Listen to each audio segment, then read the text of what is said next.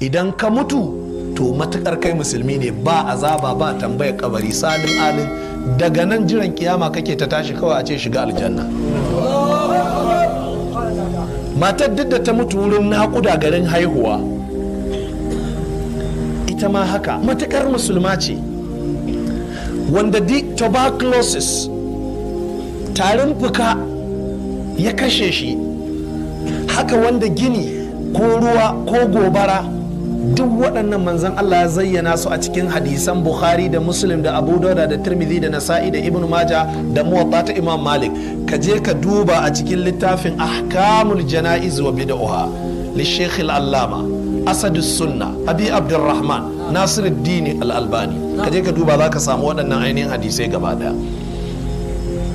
To duk mutumin da ya samu wannan darajar to shi kan babu azaba kabari babu tambayar kabari salin alin. Ina fata an gane. Amma duk mutumin da bai samu wannan darajar ba to ana aje shi a kabari manzan Allah ya ce da zarar an rufe shi, ku ji jama'a da zarar an rufe shi waɗanda suka kai ka ba sai sun dawo gida ba, ana haɗa ƙasa a kanka. Annabi ya ce sai a tashe ka zaune, sai a tambaye kamar rabbuka, wane ne ubangijinka?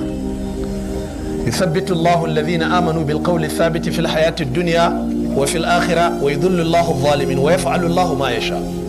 الله سي تبتد مؤمني أنا الدنيا الله ne ubangijinka da gaske to zaka tashi a nan kabari ka ce musu Allah ne ubangijina. Tambaya ce mai sauki, amsa ce mai sauki.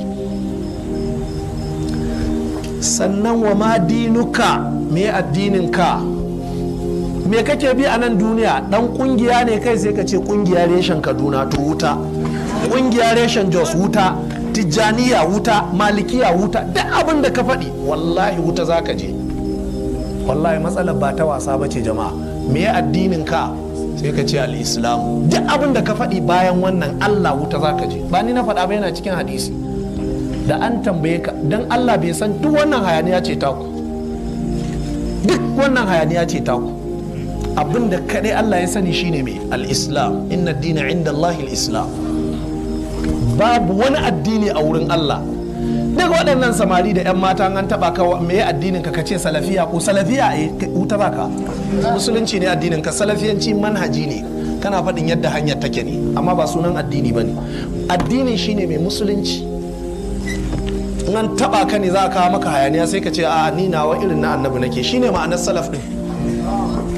Amma an kamar da abin shine addinin ka, shine kungiyar ka, wuta ka zama arne, wuta za ka.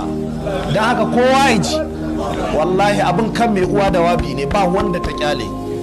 Da an taba ka wa ma dinuka, menene addinin ka? Sai ka ce al-Islam. Inna dina inda Allahi al-Islam. Addini a wurin Allah shine musulunci. Wata aya ta ce wa man yabtaghi ghayra al-islam dinan, wanda ya kama wata hanya ba musulunci ba falan yuqbala minhu pau ba za a karba ba, huwa fil akhirati min al-khasirina. Ranar lahira kuma zai shiga cikin waɗanda suka shiga uku. Mecece uku? Ita ce jahannama. Na ɗaya kenan, annabawa gaba ɗaya babu wanda ya alfahari da wata ƙungiya. Ji annabi Ibrahim, huwa sammakumul muslimina min qablu, shi ya kira ku musulmi tun da. Annabi Ibrahim sunan addinin shi kenan. Da ya zo yana ginin Ka'aba da shi da ɗan shi Ismail, gini ya gini sai suka ɗaga suna addu'a, rabbana taqabbal minna, Allah ka karɓa mana innaka antas samiul alim, wa tuba alaina, Allah ka karɓi tuban mu, mun tuba ka yafe mu, innaka antat tawwabur, rabbana waj'alna muslimaini laka, ya Allah kai mana arziki mu zama mu musulmi ne gare ka, wa min zurriyatina ummatan muslimatan laka, cikin 'ya'yanmu da jikokinmu Allah ka sa a samu musulmi gare ka. Ashe musulmi ba karamin mutum bane. To duk inda aka kada aka raya me kai ka ce musulmi, amma me kai tijjaniya, me kai salaf, me kai izala, me kai kaza, wuta kawai. Karka bata lokaci, karka bata kanka lokaci. In an ce me kai ka ce ni musulmi ne. Sai in an zo ana hayaniya ne za ka ce a'a mu fa gaskiya irin wannan musuluncin naku na ɗariƙa ƙungiya kaza kaza, a'a mu na annabi muke bi, shine kawai. amma da an taba ka ce kai salaf, da an taba ka ce kai tijjaniya, da an taba ka ce kai kaza, wallahi ka kama hanyar arna.